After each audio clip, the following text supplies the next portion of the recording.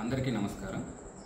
ఈ నెల 9వ తారీఖున బంగారపాళ్యం మండలంలో మ్యాంగో మార్కెట్ యార్డ్కి ఎక్సీఎం గారు వస్తున్న దృష్ట్యా ఇప్పటికే పోలీసులు పర్మిషన్ ఇవ్వడం జరిగింది।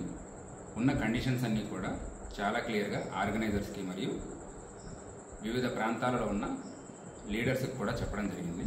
అయినప్పటికీ కూడా ఇప్పటికీ మండల స్థాయిలోనూ మరియు అసెంబ్లీ కాన్స్టిట్యున్సీ స్థాయిలో కూడా ఎక్కువ సంఖ్యలో మొబిలైజ్ చేయాలని చూస్తున్నారు। ఫీల్డ్ లెవెల్లో మేము ఇన్ఫర్మేషన్ తీసుకున్న తర్వాత ఇప్పటికీ కూడా సుమారుగా పొంగనూరు నుంచి 4000 మందిని, పూతలపట్టు నుంచి 9000 మందిని, చిత్తూరు నుంచి 5000 మందిని, పలమనేరు నియోజకవర్గం నుంచి 4000 మందిని కూడా మొబిలైజ్ చేయాలని చూస్తున్నారు। పోలీసులు ఎంతగా చెప్పిన తర్వాత కూడా బైక్స్లో మొబిలైజ్ చేస్తామని అన్ని రకాలుగా ట్రై చేస్తున్నారు। అలానే ఎవరైతే సరే బైకులు లేదా కారులో వెళ్ళే వాళ్ళకి పెట్రోల్ పోయిస్తామని చెప్పేసి మద్యం మత్తు చూపించి అలానే మనీ కూడా ఇస్తున్నారని పక్కా సమాచారం మా దగ్గర ఉన్నది। ఇప్పటికే ఈ విషయం చాలా క్లియర్గా చెప్పేసి ఎవరైతే మొబిలైజ్ చేస్తున్నారో 377 మందికి మనం నోటీసులు ఇవ్వడం జరిగింది। ఈ నోటీసులో చాలా క్లియర్గా మెన్షన్ చేశాము।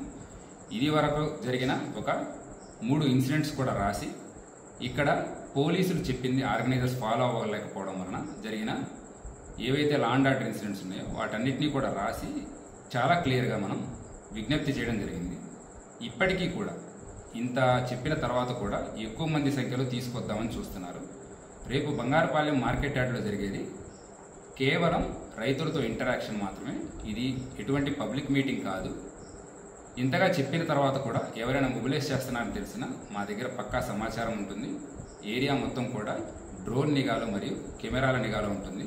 ఎవరైనా ఎక్కువ మందిని మొబిలైజ్ చేస్తారని తెలిస్తే వాళ్ళ మీద కేసెస్ రిజిస్టర్ చేయడం జరుగుతుంది। ఈ 377 మందికి ఎవరికైతే ఆల్రెడీ నోటీసులు ఇచ్చామో వీళ్ళల్లో ఆల్రెడీ 55 మందికి మీద ఇంతకుముందు కేసులు కూడా ఉన్నాయి। సో రౌడీ షీటర్స్ కూడా కొంతమంది ఆల్రెడీ ఇన్వాల్వ్ అవుతున్నారు। ఆ పక్కా సమాచారం మా దగ్గర ఉన్నది। సో దయచేసి జనాలు ఎవరు కూడా చెప్పిన మాట వినొద్దండి। మీరు సొంత డెసిషన్స్ తీసుకోండి। ఎవరో ఏదో ఆశ చూపించేసి మిమ్మల్ని మొబిలైజ్ చేస్తున్నారు అంటే ఆ మాట వినొద్దు। రేపు ఏదైనా సరే లా అండ్ ఆర్డర్ సమస్య వస్తే అందరూ ఇబ్బంది పడవలసి వస్తుంది। నేను మరొకసారి విజ్ఞప్తి చేస్తున్నాను, లార్జ్ స్కేల్లో మొబిలైజేషన్ చేయవద్దు। కేవలం ఏదైతే సరే పోలీసులు ఇచ్చిన నియమ నిబంధనలు ఉన్నాయో అవి తప్పకుండా ఫాలో అవ్వండి।